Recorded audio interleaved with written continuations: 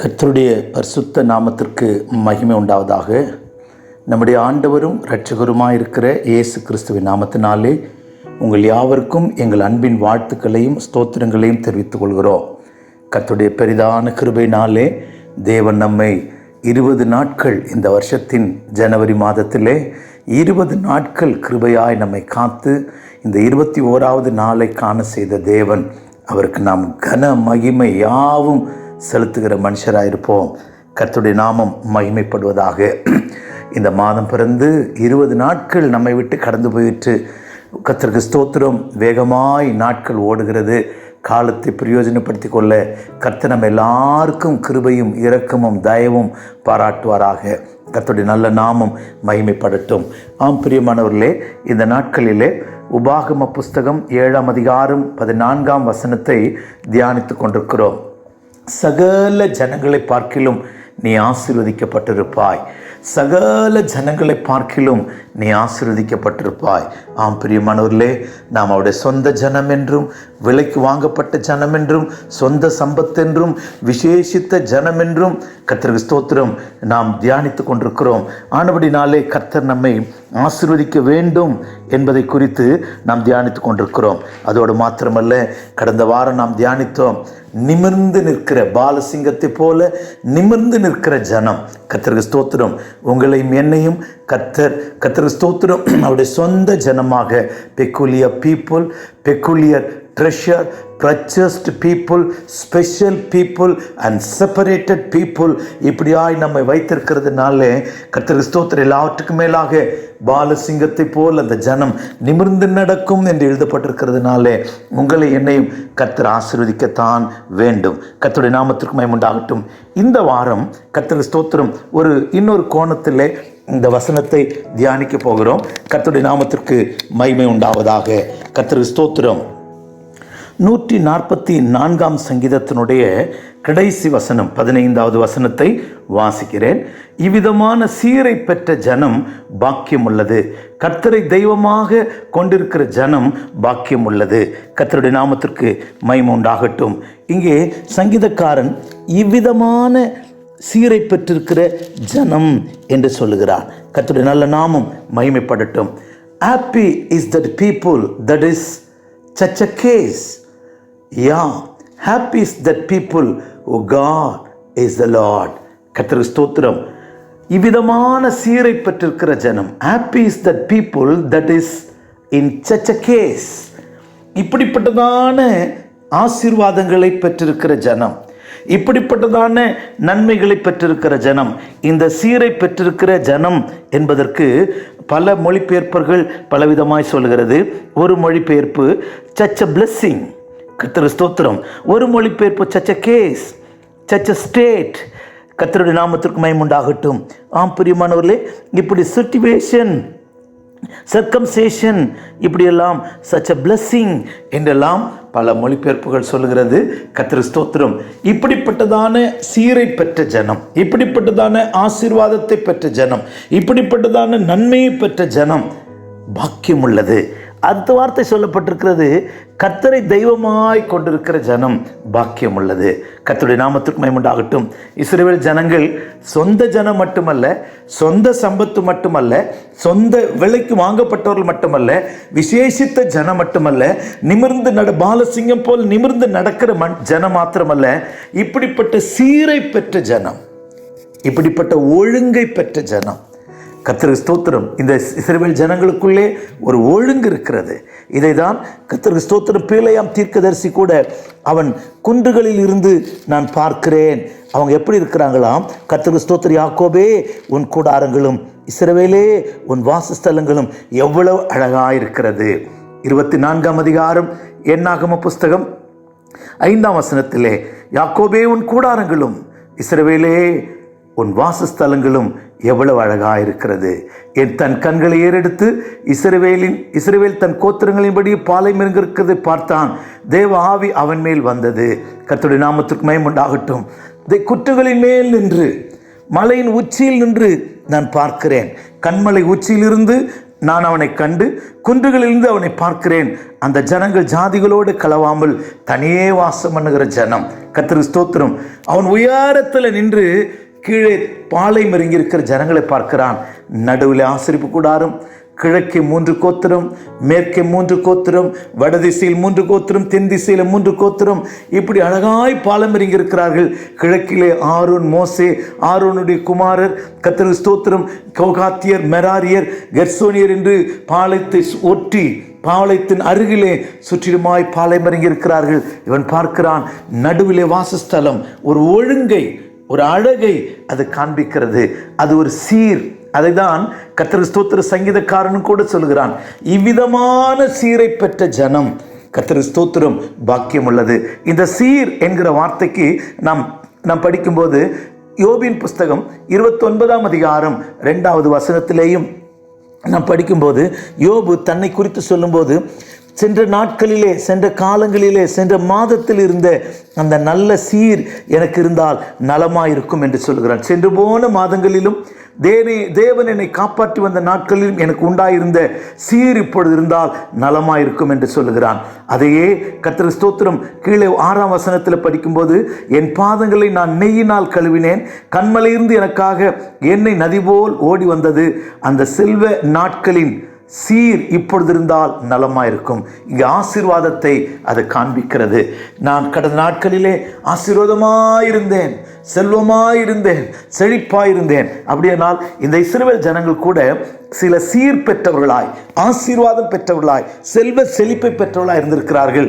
ஆனபடினால்தான் இந்த சங்கீதத்திலே சங்கீதக்காரன் தைரியமாய் பாடி கர்த்தரை மகிமைப்படுத்துகிறான்.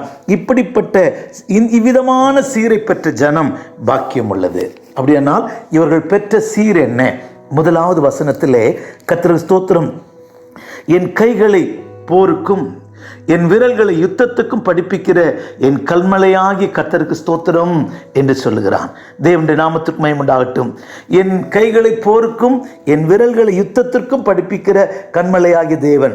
1 சாமுவேலின் புஸ்தகத்திலே 22ஆம் அதிகாரத்திலே நாம் படிக்கும்போது, 2 சாமுவேல் 22:35 நாம் படிக்கும்போது கர்த்தருக்கு ஸ்தோத்திரம், அங்கே சங்கீதக்காரன் இதே வார்த்தையை கொஞ்சம் வித்தியாசமாய் சொல்லுகிறதை நமக்கு வாசிக்க முடியும். வாசிக்கிறேன். 1 சாமுவேல் 22ஆம் அதிகாரத்தினுடைய 35வது வசனம். கர்த்தருக்கு ஸ்தோத்திரம். தேவன் எனக்கு வெண்கல வில்லும் என் புயங்களால் வளையும்படி என் கைகளை யுத்தத்திற்கு பழக்கி வைக்கிறார். வெண்கல வில்லும் என் கைகளால் வளைக்கும்படிக்கு யுத்தத்திற்கு பழக்கி வைக்கிறாராம். இங்கே கர்த்தருக்கு ஸ்தோத்திரம். முதல் சீர், தாவீது சொல்லுகிற சீர் என்னவென்றால், தேவனை தனக்கு ஒரு போதகராக, தனக்கு கற்பிக்கிறவராக, தனக்கு படிப்பிக்கிறவராக, as a teacher, கர்த்தருக்கு ஸ்தோத்திரம், as a master, அப்படி பெற்ற ஜனம் பாக்கியம் உள்ளதாம். தாவீதுக்கு தேவன் யுத்தத்தை படிப்பிக்கிறவராக, நீங்கள் பைபிளில் படிச்சீங்கன்னா கோலியாத்துக்கு விரோதமாய் யுத்தத்துக்கு போவதற்கு முன்பாக தாவீதுக்கு வஸ்திரங்கள் எல்லாம் தரிப்பிக்கப்பட்டது. அந்த வஸ்திரங்கள் எல்லாம் தரிப்பித்த போது அதில் எனக்கு அபியாசம் இல்லை என்று சொல்லுகிறான். இந்த வஸ்திரம் எல்லாம் தரித்து எனக்கு அபியாசம் இல்லை. கர்த்தருக்கு ஸ்தோத்திரம். அப்படியானால் யுத்தத்துக்கு போவதற்கு, யுத்த வஸ்திரங்களை தரிப்பதற்கு ஒரு அபியாசம் வேண்டும். ஆனால் இவன் சொல்றான், எனக்கு அப்படிப்பட்ட அபியாசம், பழக்கம் இல்லை. ஆனால் எனக்கு ஒரு பழக்கம் இருக்கு. என்ன தெரியுமா? என்னை பழக்கி வைக்கிறவர், என்னை படிப்பிக்கிறவர், என்னை யுத்தத்திற்கு என்னை படிப்பிக்கிறவர் என் தேவனாயிருக்கிறார். கர்த்தர் தான் என்னுடைய teacher. He is my master, he is my teacher. அனபடினாலே கர்த்தருக்கு ஸ்தோத்திரம். அவன் தைரியமாய் சொல்கிறான், என் கைகளை போருக்கும் என் விரல்களை யுத்தத்துக்கும் பழக்கி வைக்கிற தேவனுக்கு ஸ்தோத்திரம். நீங்களும் நானும் கூட தேவனை ஆசிரியராக, நல்ல போதகராக, நல்ல டீச்சராய் நாம் அவரை மாற்றிக்கொள்வோம். கர்த்தருக்கு ஸ்தோத்திரம். மார்த்தாள், மரியாள், லாசர் வீட்டில் கர்த்தருக்கு ஸ்தோத்திரம் 3 பேர் இருந்தாங்க. ஆனால் இயேசுவை நல்ல போதகராய் ஏற்றுக்கொண்டது யாருன்னா மார்த்தாள். மார்த்தாள் இல்லைங்க, அவள் பற்பல வேளையிலே பிஸியாக இருந்துட்டா. மரியாள், கர்த்தருக்கு ஸ்தோத்திரம், தேவனுடைய பாதத்திலே இருந்து தன்னை விட்டு ஈடுபடாத நல்ல பங்கை தெரிந்து கொண்டாலாம். கர்த்தருக்கு ஸ்தோத்திரம். தாவீது கூட தேவனை குறித்து சொல்லும்போது அழகாய் சொல்கிறான், கர்த்தருக்கு ஸ்தோத்திரம், உம்முடைய ஆலோசனையின்படி நீர் என்னை நடத்தி மகிமையிலே முடிவில் என்னை ஏற்றுக்கொள்ளும் என்று சொல்லுகிறான். 32ஆம் சங்கீதத்திலே உன் கண்மேல் என் கண்ணை வைத்து உனக்கு ஆலோசனை சொல்வேன், நான் உனக்கு போதித்து நீ நடக்க வேண்டிய வழிகளை உனக்கு காட்டுவேன் என்று தாவீது குறித்து சொல்லப்பட்டிருக்கிறதை நாம் அங்கே வாசிக்கிறோம். பிரியமானவர்களே, இப்படிப்பட்ட ஒரு சீர் உங்களுக்கு எனக்கு உண்டாகட்டும். என் தேவன் எனக்கு போதகராக, என் தேவன் எனக்கு நல்ல டீச்சராக இருக்கணும். யாருக்கு அவர் டீச் பண்ணுவார்? மத்தேயு சுவிசேஷம் 11ஆம் அதிகாரம் 29வது வசனத்திலே கர்த்தருக்கு ஸ்தோத்திரம், ஆண்டவர் சொல்லுகிறார், என் நுகத்தை ஏற்றுக்கொண்டு என்னிடத்திலே கற்றுக்கொள்ளுங்கள். கர்த்தருக்கு ஸ்தோத்திரம், நான் சாந்தமும் மனத்தாழ்மையுமாயிருக்கிறேன். Take my yoke, learn from me. என்னிடத்திலே கற்றுக்கொள்ளுங்கள், என்னிடத்திலே கற்றுக்கொள்ளுங்கள். அவருடைய கிறிஸ்துவின் நுகத்திற்கு, தேவனுடைய நுகத்திற்கு, தேவ சித்தத்துக்கு, தேவன் அனுமதிக்கிற பாதைக்கு தன்னை ஒப்பு கொடுக்கிறவனுக்கு அவர் கற்றுக் கொடுக்கிறவராக இருக்கிறார். அவர் கற்றுக் கொடுக்கிறவராக இருக்கிறார். கர்த்தருக்கு ஸ்தோத்திரம். ஏசாயா தீர்க்கதரிசி 28ஆம் அதிகாரத்திலே சொல்லும்போது கர்த்தருக்கு ஸ்தோத்திரம், பரிசுத்த ஆவியானவர் நம்மை போதிக்கிறவராயிருக்கிறார். கர்த்தருடைய நல்ல நாமம் மகிமைப்படுவதாக. 28ஆம் அதிகாரத்திலே கர்த்தருக்கு ஸ்தோத்திரம் 9வது வசனத்திலிருந்து வாசிக்கிறேன். யாருக்கு அறிவை போதிப்பார்? யாருக்கு உபதேசத்தை உணர்த்துவார்? பால் மறக்கப்பட்டவர்களுக்கும் முளை மறக்கப்பட்டவர்களுக்குமே யாருக்கு கர்த்தர் போதிப்பார் அப்படின்னு சொன்னா, பால் உண்கிறவர்களாய் அல்ல. கர்த்தருக்கு ஸ்தோத்திரம். அந்த பால் சுவிசேஷம். இயேசு ரட்சிக்கிறார். இயேசுவுக்கு 2 விதமான ஆகாரம் இருக்கு. போஜனம் இருக்கிறது, பால் இருக்கிறது. இந்த பால் என்று சொல்வது சுவிசேஷம். இயேசு ரட்சிக்கிறார், இயேசு சுகமாக்குகிறார், இயேசு கடனை மாற்றுவார். இது மன்னா. மன்னாவை சாப்பிட்டவங்கெல்லாம் வனாந்தரத்தில் தான் இருந்தாங்க. கர்த்தருக்கு ஸ்தோத்திரம். ஆனால் போஜனம் ஒன்று இருக்கிறது.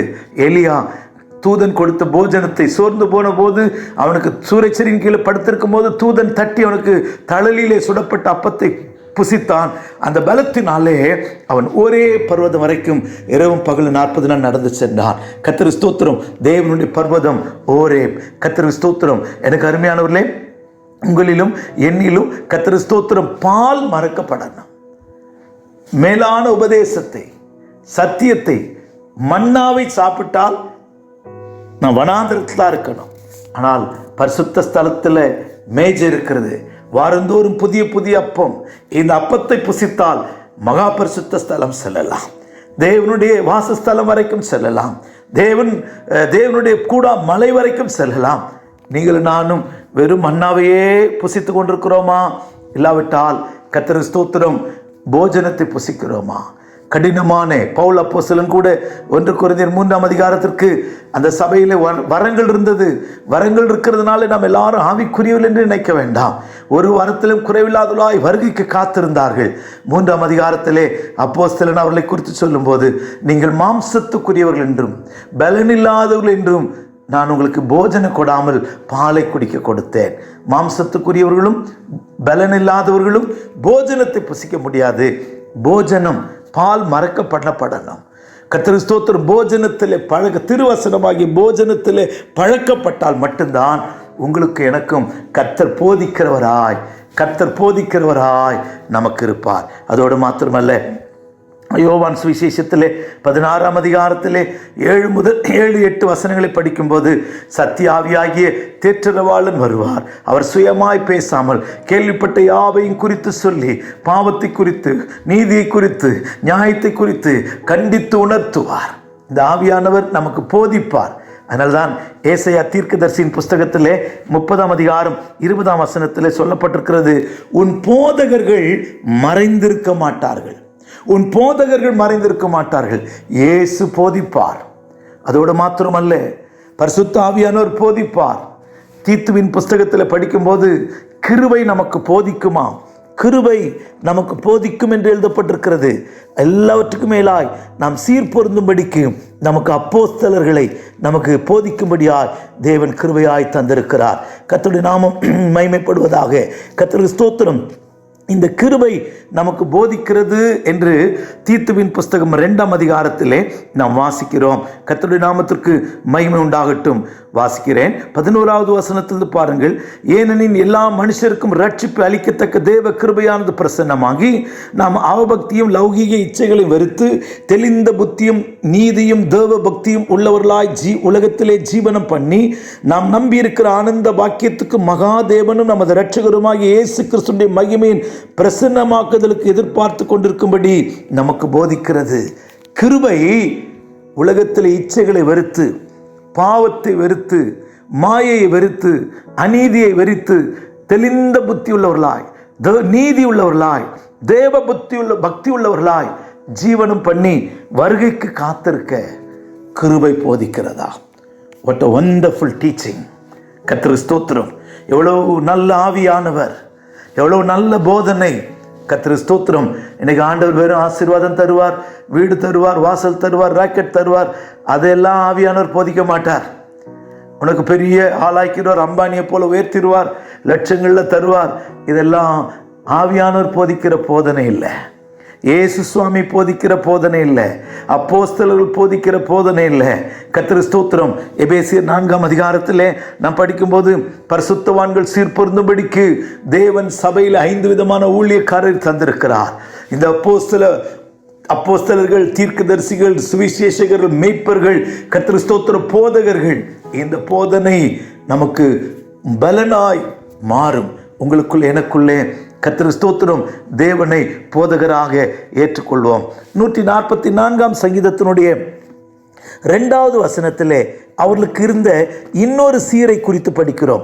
என்ன சீர்னா, அவங்க சொல்றாங்க, தேவனை உயர்ந்த அடைக்கலமாய் தாவீது கொண்டிருக்கிறான். கர்த்தருடைய நாமத்திற்கு மகிமை உண்டாகட்டும். அவர் என் தயாபரரும், என் கோட்டையும், என் உயர்ந்த அடைக்கலமும், என்னை விடுவிக்கிறவரும், என் கேடகமும், நான் நம்பினவரும், என் ஜனங்களை எனக்கு கீழ்ப்படுத்தி இருக்கிறவருமா இருக்கிறார். உயர்ந்த அடைக்கலம், என் தேவன் எனக்கு உயர்ந்த அடைக்கலம் என்று சொல்கிறார். கர்த்தருக்கு ஸ்தோத்திரம். கர்த்தருடைய நல்ல நாமத்திற்கு மகிமை உண்டாகட்டும். அருமையானவர்களே, தேவன் நமக்கு உயர்ந்த அடைக்கலமாய் வைத்துக் கொள்வோமானால், தேவனை அடைக்கலத்துக்குள்ளே புகுந்து கொள்வோமானால், கர்த்தருக்கு ஸ்தோத்திரம், என் துருகமாய் இருப்போமானால், துருகமாய் மாற்றிக்கொள்வோமானால், கர்த்தருக்கு ஸ்தோத்திரம், தேவனுடைய அடைக்கலத்துக்குள்ளே, அந்த சிறையின் நிழலுக்குள்ளே, தேவனுடைய பாதுகாப்புக்குள்ளே, தேவனுடைய கோட்டைக்குள்ளே ஜீவிக்கிற ஒரு அனுபவம். தேவன் அவருடைய நிழலாய், பாதுகாப்பாய், அரணாய், கோட்டையா இருக்கிறார். வேறு எந்த ஜனங்களுக்கும் இல்லாத இப்படிப்பட்ட பெரிய பாக்கியத்தை இஸ்ரவேல் ஜனங்கள் பெற்றார்கள். நீங்களும் நானும் கூட தேவன் நமக்கு போதிக்கிறவராய் மட்டுமல்ல, தேவன் நம்மை புரொடெக்டர், பாதுகாக்கிறவராய், ஹை ரெஃப்யூஜ், உயர்ந்த அடைக்கலமாய் நாம் தேவனை மாற்றிக்கொள்வோம். தேவனை கூட சஞ்சரிப்போம். தேவனுடைய அடைக்கலத்துக்குள்ள ஓடி வருவோம். கர்த்தருக்கு ஸ்தோத்திரம். தேவன் நமக்கு சீரை கொடுத்திருக்கிறார். கர்த்தருடைய நாமத்திற்கு மகிமை உண்டாகட்டும். சட்டையின் கீழே ஓடி வரும் கோழி தன் குஞ்சுகளை கூட்டி சேர்க்கும் வண்ணமாக அவர் எத்தனையோ தரம் கூட்டி அழைத்தார். நமக்கு இந்த தருணத்தை பயன்படுத்திக் கொள்வோம். நல்ல கழுகாக, சிறகை விரித்து பறக்கிற கழுகாக, உன்னை தோளின் மேல வைத்து சுமந்து கொண்டு போகிற கழுகாக, எல்லா சத்துருடைய வல்லமைக்கும் உன்னை பாதுகாக்கிற, சிறகினால மூடி பாதுகாக்கிற கழுகை போல இயேசு நமக்கு இருக்கிறார். கர்த்தருடைய நாமத்திற்கு மகிமை உண்டாகட்டும். இந்த அடைக்கலத்தில் ஜீவிக்க பழகுவோம். இந்த சீரை பெற்றுக்கொள்வோம். என் நம்பிக்கை நீர்தான், என் தஞ்சம் நீர்தான், என் அடைக்கலம் நீர்தான், என் கோட்டை நீர்தான், நாம் நம்பி இருக்கிறவர் நீர்தான் என்று கர்த்தரை அந்த வாயினால சொல்றது மட்டுமல்ல, அவரை அப்படியே அனுபவமாக்கிக் கொள்வோம். இப்படிப்பட்ட சீரை பெற்ற ஜனமா இருக்கிறார்கள். 3வது வசனத்திலிருந்து 8வது வசனம் வரைக்கும் படிக்கும்போது அவனுடைய விண்ணப்பத்தை குறித்து அங்கே படிக்கிறோம். அவனுடைய ஜெபம் என்ன? கர்த்தருக்கு ஸ்தோத்திரம், பொல்லாத மனுஷருடைய கைக்கெல்லாம் எங்களை தப்புவிக்கணும் ஆண்டவரே, சத்துருக்களை அழித்து போடணும் ஆண்டவரே. கர்த்தாவே, மனுஷனை நீர் கவனிக்கிறதற்கும் மனுபுத்திர நீர் எண்ணுகிறதற்கும் அவன் எம்மாத்திரம்.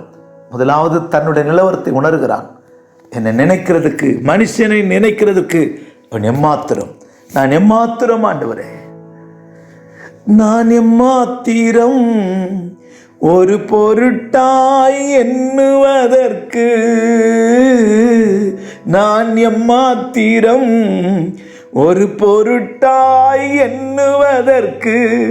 நம்மையும் கர்த்தர் நினைக்கிறாரு. நான் எம்மாத்திரம் ஆண்டவரே. யாக்கோபு சொல்லி, என்னை இதுவரை கொண்டு வந்ததற்கு நான் எம்மாத்திரம். தாவீது சொல்லுகிறான், நான் எம்மாத்திரம், என் வீடு எம்மாத்திரம். We are a worthless people. நம் மண் என்று நம்மை நினைக்கிறார். நம்முடைய உருவம் என்னதென்று அவர் அறிவார். மண் என்று நம்மை நினைக்கிறார். மண்ணான மனுஷனாகிய நம்மை பரலோகத்தின் தேவன் எண்ணுவதற்கு நான் எம்மாத்திரம். நம்முடைய நிலவரத்தை உணர்வோம். கர்த்தருக்கு ஸ்தோத்திரம். அதோடு கூட மனுஷன் எப்படிப்பட்டவன் என்பதை இந்த 4ஆம் வசனத்திலிருந்து சொல்லப்பட்டிருக்கிறது. மாயைக்கு ஒப்பாயிருக்கிறான்.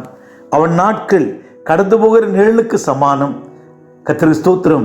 கர்த்தாவே, நீர் வானங்களை தாழ்த்தி இறங்கி பர்வதங்கள் புகையும்படி அவைகளை தொடும். மாயான மனுஷனை தொடும். மின்னல்களை வரவிட்டு சத்துருக்களை சிதறடியும்.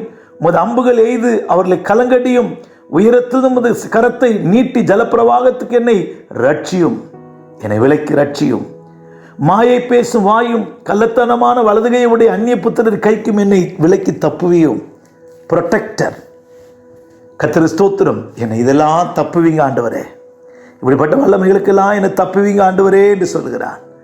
9வது வசனத்திலே அவன் சொல்லும்போது, 4வதாக, நான் உமக்கு புது பாட்டை பாடுவேன், தம்புரினாலும் 10 நரம்பு வீணையினாலும் என்ன செய்வேன், உம்மை கீர்த்தனம் பண்ணுவேன். கர்த்தருக்கு ஸ்தோத்திரம். 10 நரம்பு வீணை என்று சொல்வது ஹார்ப். அது பல விதமான ஸ்ட்ரிங்ஸ் இருக்கும், அதை வாசித்து பாடுவாங்க. நம்முடைய பக்தர்களுக்கு உள்ள வெளிப்பாடு, நம்முடைய பரிசுத்தவான்களுக்கு இருக்கிற வெளிப்பாடு, ஆண்டவர் நமக்கு 10 விரல்களை தந்திருக்கிறார். நல்லா கைகளை தட்டி கைகளை கொட்டி பாடணுமா. கர்த்தருக்கு ஸ்தோத்திரம். நம்ம பாடுவோம், தேவனை மகிமைப்படுத்துவோம், தேவனை உயர்த்துவோம். எத்தனை சீர் பெற்றிருக்கிறாங்க. முதலாவது, தேவன் போதிக்கிறவராய் அனுபவிக்கிறாங்க. 2வது, தேவன் உயர்ந்த அடைக்கலம் அனுபவிக்கிறாங்க. 3வது, மனுஷன் எப்படிப்பட்டவன், மாயையானவன், அந்நிய புத்திரன் அப்படின்னு சொல்லி அதை உணர்ந்து, ஆண்டவரே எங்களுக்கும் நீர் இப்படி சகாயம் செய்கிறேன் என்பது தன் நிலவரத்தை உணர்றாங்க. 4வது, புகழ்வேன் ஆண்டவரே, உம்மை உயர்த்துவேன் ஆண்டவரே. 5வதாக 10வது வசனத்திலிருந்து 15வது வசனம் வரைக்கும் அவன் தேசத்திற்காய் ஜெபிக்கிறதை நமக்கு வாசிக்க முடியும். நீரே ராஜாக்களுக்கு ஜெயத்தை தந்து உமது அடியானாகிய தாவீதை பொல்லாத பட்டயத்திற்கு தப்புவியும். முதல்ல தனக்காக ஜெபிக்கிறான். மாயை பேசும் வாயும் கள்ளத்தனமான வலதுகையும் உடைய அந்நிய புத்திரன் கைக்கு என்னை விலக்கி தப்புவியும். ஆண்டவரே, எங்களை தப்புவியும். அடுத்து குமாரத்திக்காக ஜெபிக்கிறான். அப்பொழுது எங்கள் குமாரர் இளமையிலே ஓங்கி வளர்கிற விருட்ச கன்றுகளைப் போலவும், எங்கள் குமாரத்திகள் சித்திரம் தீர்ந்த அரண்மனை மூளை கற்களைப் போல இருப்பார்கள். எங்கள் களஞ்சியங்கள் சகலவித வஸ்துக்களை கொடுக்கத்தக்கதாய் நிரம்பியிருக்கும். எங்கள் கிராமங்களில் எங்கள் ஆடுகள் 1000-10,000 பழுகும். எங்கள் எருதுகள் பலத்தவைகளும் இருக்கும்.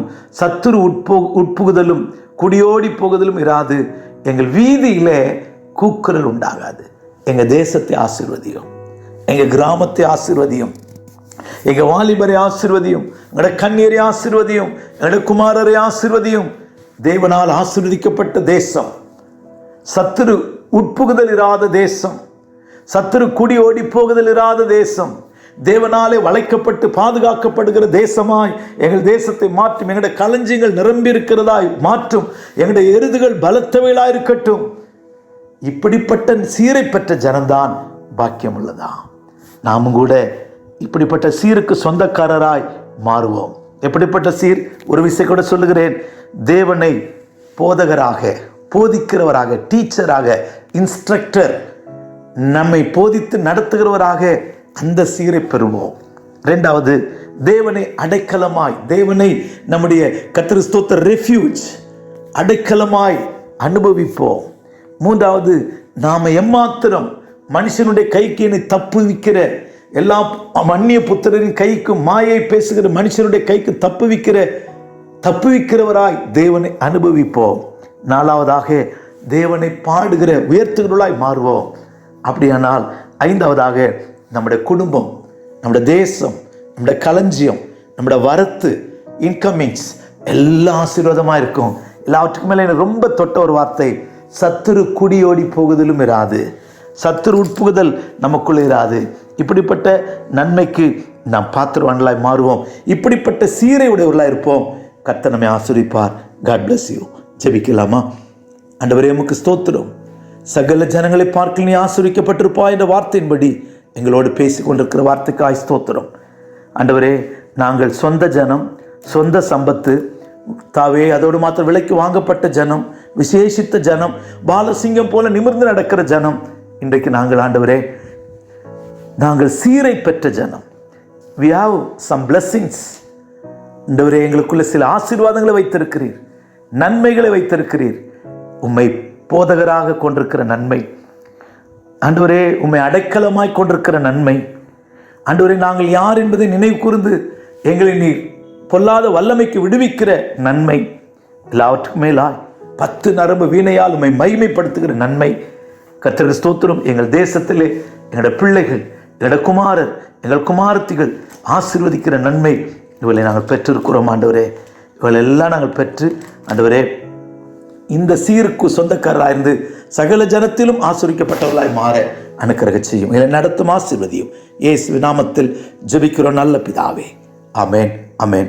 God bless you. Praise the Lord.